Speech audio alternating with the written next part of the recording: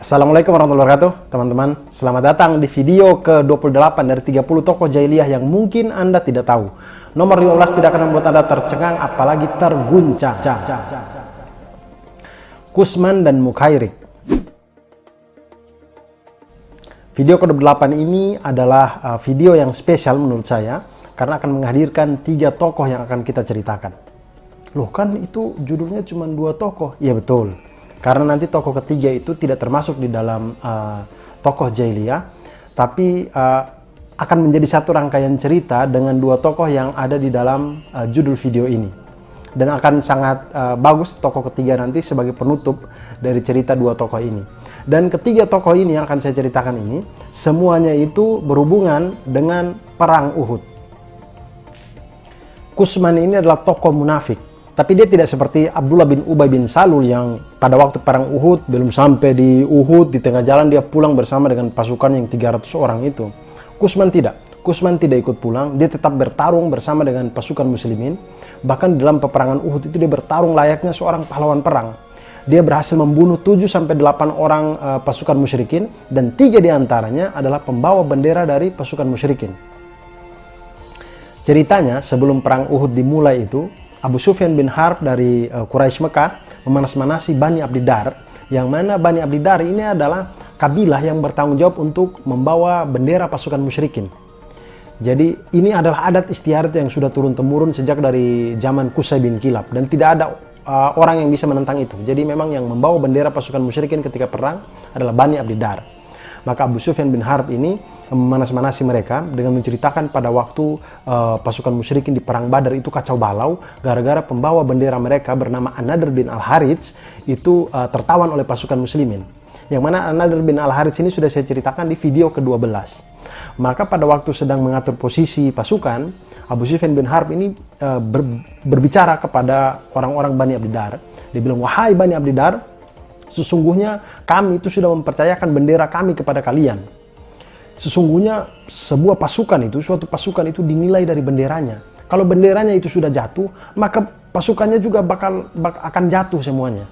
Jadi kalian itu tolonglah pegang bendera kita dengan sebaik-baiknya dan berjuang dengan sebaik-baiknya. Kalau kalian tidak bisa, ya sudah, kalian tinggalkan saja urusan kalian dengan Muhammad dan biarkan kami menjadi wakil kalian di perang Uhud ini. Sudah, kalian pulang saja." Bani Abdiddar waktu mendengar ini, mereka emosi, marah mereka. Abu Sufyan, apa-apaan? Kami menyerahkan bendera ini kepada kau. Oh, tidak. Kau lihat saja besok apa yang akan kami lakukan pada waktu perang Uhud nanti. Nah, gara-gara Bani Abdiddar berbicara seperti ini, dan ini maksud dari Abu Sufyan tercapai. Dia ingin memanas-manasi biar bangkit lagi semangatnya Bani Abdiddar ini. Akhirnya pada waktu perang Uhud dimulai, yang maju paling pertama itu adalah pasukan dari Bani Abdiddar ini, dari pembawa-pembawa bendera mereka, maju duluan.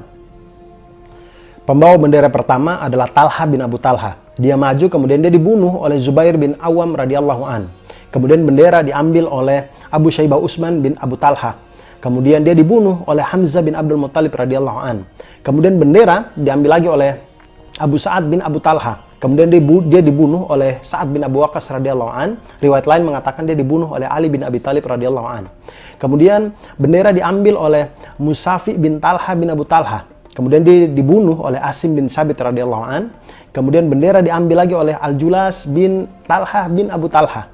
Kemudian dia dibunuh oleh Hamzah bin Abdul Muttalib radhiyallahu an. Riwayat lain mengatakan dia dibunuh oleh Ali bin Abi Thalib radhiyallahu an. Kemudian bendera diambil oleh Syurahi bin Qoris. Kemudian dia dibunuh oleh Kusman. Kemudian bendera diambil lagi oleh Abu Zaid Amr bin Abdi Manaf. Kemudian dia dibunuh juga oleh Kusman. Lalu bendera diambil lagi oleh Syurahbil bin Hashim. Kemudian dia dibunuh juga oleh Kusman. Dan sampai di sini tidak ada lagi orang dari Bani Abdiddar yang berani mengambil bendera dan mengangkat. Tidak ada lagi yang berani, karena semuanya mati. Ketika perang Uhud selesai, kemudian kaum muslimin itu mencari pasukan muslimin yang terluka. Didapatlah ada Kusman diantaranya di situ. Kusman terluka parah di situ. Kemudian para sahabat membawa Kusman ini ke perkampungan Bani Zafar. Kemudian para sahabat menghiburnya. Wah Kusman, kau ini sudah berperang dengan baik. Insya Allah kamu ini akan masuk surga gitu. Kemudian Kusman ini jawab, dia bilang, "Demi Allah, saya itu ikut berperang ini karena saya hanya mempertimbangkan tentang keadaan kaum saya begitu. Mempertimbangkan kaum saya begitu. Kalau bukan karena itu saya tidak sudi untuk ikut berperang ini.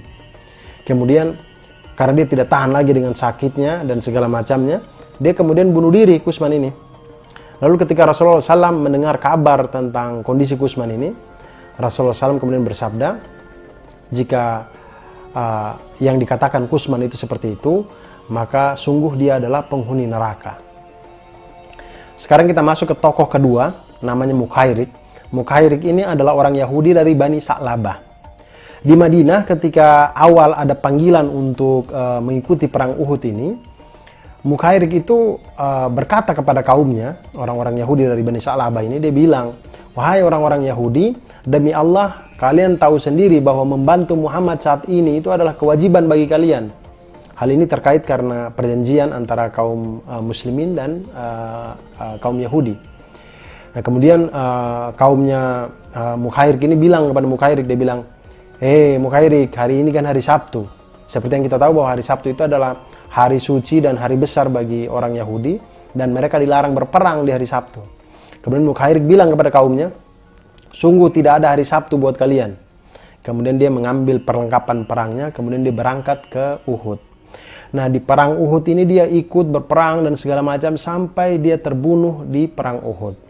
Kemudian ketika Rasulullah SAW mengetahui keadaan dari Mukhairik ini, Rasulullah SAW kemudian bersabda, Mukhairik adalah sebaik-baik orang Yahudi. Di buku lain, di luar Sirah Nabawiyah Syekh Safiur Rahman Al-Mubarakfuri ini, yang saya baca buku Peperangan Rasulullah SAW, karya Dr. Ali Muhammad As-Salabi ini, cerita tentang Mukhairik ini sudah dikaji oleh Dr. Abdullah Asyakawi.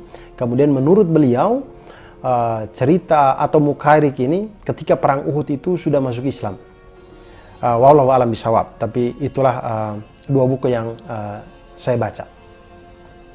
Begitulah cerita tentang dua tokoh pertama kita, yaitu Kusman dan Mukhairik. Sekarang kita masuk ke tokoh ketiga. Dia ini tidak termasuk di dalam tokoh jahiliyah. Malah dia ini termasuk di dalam penghuni surga. Namanya dia itu adalah Amru bin Sabit bin Waqasi, atau lebih dikenal dengan namanya Usairim. Nah, Usairim ini sebelum perang Uhud terjadi, dia itu sudah sering diajak untuk masuk Islam, tapi dia tidak pernah mau untuk masuk Islam. Kemudian ketika terjadi perang Uhud, dia itu ceritanya sedang mencari Sa'ad bin Mu'adz radhiyallahu an. Kemudian dia tanya kepada orang-orang, dia tanya, di mana Sa'ad? Kemudian orang-orang bilang, Sa'ad ada di Uhud, ada perang. Kemudian dia bilang, oh gitu. Lalu keponakan-keponakan saya mana? Keponakan-keponakanmu juga ada di Uhud, lagi perang. Kemudian dia tanya lagi, dia bilang, lalu orang-orang dari kaum saya mana? Orang-orang dari kaummu juga ada di Uhud perang. Mereka semua tidak ada di sini, mereka semua ada di Uhud, lagi berperang. Kemudian Usairim ini mendengar itu, dia terketuk hatinya sama Islam. Dia merasa bahwa kok orang-orang yang dia cintai semuanya sedang berperang di perang Uhud. Akhirnya dia mulai mengambil peralatan perangnya, kemudian dia berangkat juga ke Uhud. Sampai di Uhud, dia ikut berperang dengan kaum muslimin. Kemudian sampai dia itu kena luka banyak, sampai ada tombak kecil terhujam di badannya dan segala macam. Kemudian setelah perang Uhud selesai, ketika pasukan muslimin yang terluka dikumpulkan, para sahabat melihat di situ ada Usairim di situ. Kemudian para sahabat bertanya, hei Usairim, kau ngapain di sini? Kau ikut perang nih kenapa? Apakah karena kau kasihan dengan kaummu atau karena kau cinta dengan Islam? Kemudian Usairim bilang, saya ikut perang karena kecintaan saya dengan Islam. Sesungguhnya saya sudah beriman kepada Allah dan Rasulnya, dan saya ikut perang ini karena itu sampai saya terluka seperti ini. Seandainya saya meninggal, maka seluruh harta saya itu untuk Rasulullah SAW. Beliau bebas untuk menggunakannya. Lalu ketika dia berbicara seperti ini, ceritanya dia kemudian meninggal Usairim ini. Lalu kondisi Usairim ini diceritakan kepada Rasulullah SAW. Kemudian Rasulullah SAW bersabda, sungguh Usairim itu termasuk penghuni surga. Nah, dari cerita ini kemudian Abu Hurairah radhiyallahu an itu berkata, Usairim itu adalah orang yang masuk surga, padahal selama hidupnya dia belum pernah sholat satu kali pun. Dan di sini teman-teman, kita belajar tentang betapa pentingnya niat.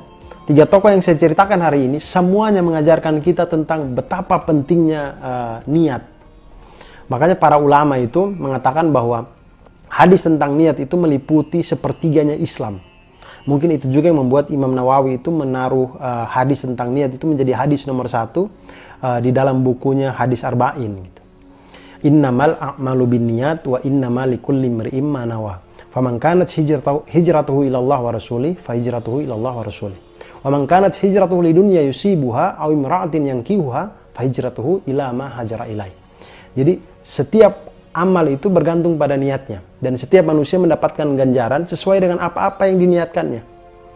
Jika kita hijrah karena Allah dan Rasulnya, maka yang akan kita dapatkan juga Allah dan Rasulnya. Jika kita hijrah karena dunia ataupun perempuan yang ingin kita nikahi, maka itu juga yang kita dapatkan. Dan begitulah teman-teman video yang hari ini saya buat ini. Semoga kita semua bisa mengambil hikmahnya, dan semoga Allah Subhanahu wa taala selalu menjaga niat kita. Sampai jumpa besok dan selamat berbuka puasa. Wassalamualaikum warahmatullahi wabarakatuh.